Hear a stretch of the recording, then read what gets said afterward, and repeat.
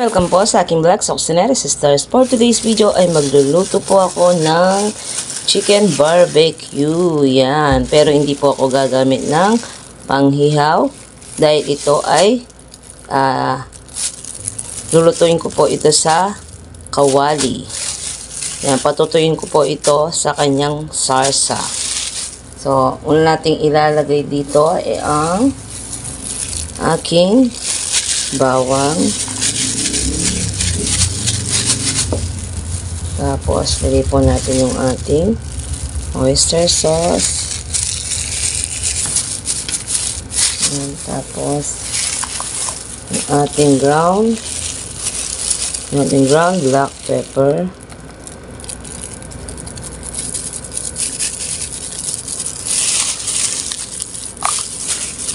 Tapos, lalagyan ko po ng konting sugar para malamis-lamis ang ating chicken barbecue.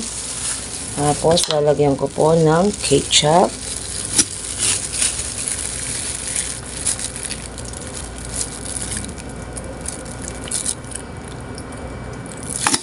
Tapos ng ketchup, lalagyan po natin ng Knorr seasoning, konti lang. Tapos, lagay po natin yung ating Sprite.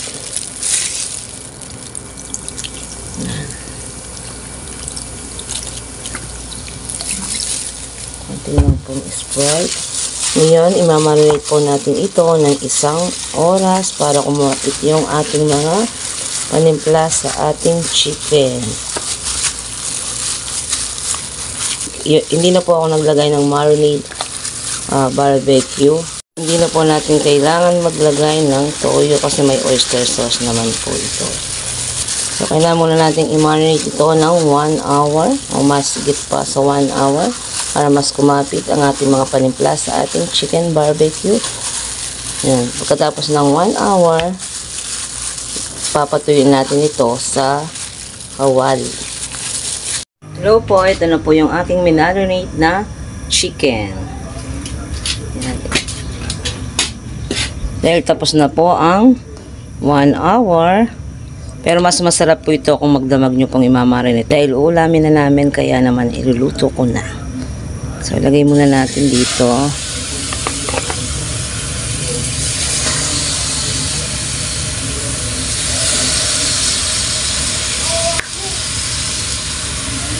Tapos, sabay natin ilagay yung pinagbabara.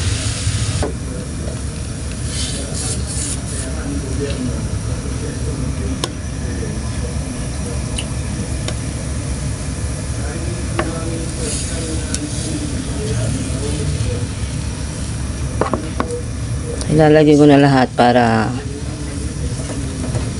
kinabukasan may almusal yung aking mga anak na papasok sa school.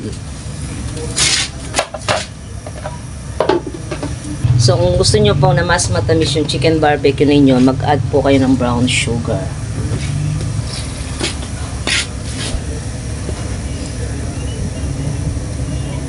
Yan, kaya bumubula po yan dahil may Sprite po siya. So, mamaya matatanggal din yan. Yan.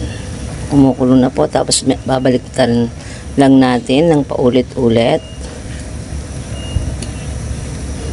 Hanggang sa lumapot yung ating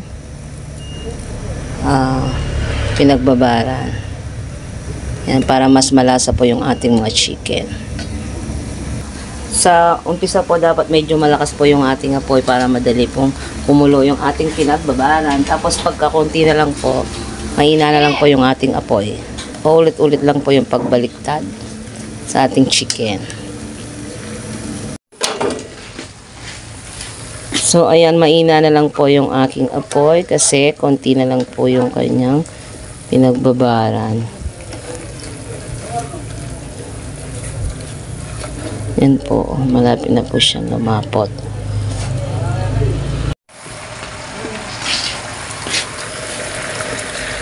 So, yan na po, lumalapot na po yung kanyang pinagbabaran. Yan, konti na lang po. Kailangan na po natin siyang patuyuin. para mas kapit na kapit po yung kanyang pinagbabaran sa ating manok at malasa po siya. Yan. Kung wala po kayong panghiyaw, yan, pwede mong ganyan, chicken barbecue. Wala po kayong panghihaw, ganyan na lang po yung gawin po ninyo. Ayan, palapot na pong palapot yung ating chicken barbecue. Ang kanyang pinagbabala. Ayan. So, kailangan pong matuyo yung kanyang pinagbabaran. Yan na po ang ating chicken barbecue. Yan, napakasarap. Yan, nag-caramelize na po ang kanyang sauce. Yan, oh, di ba? Parang naghiyaw din kayo. Yan. Kung wala po kayong panghihaw, yan, pwede namang ganyan yung gawin ninyo. Napakadali lang po niyan at konti lang yung kanyang mga sangkap. Yan, masarap na sausawan po dyan ay toyo at saka kalamansi. Yan, oh, po, wala na po yung kanyang sauce, kanyang pinagbabaran. Yan, oh. Parang naghiyaw ka na rin.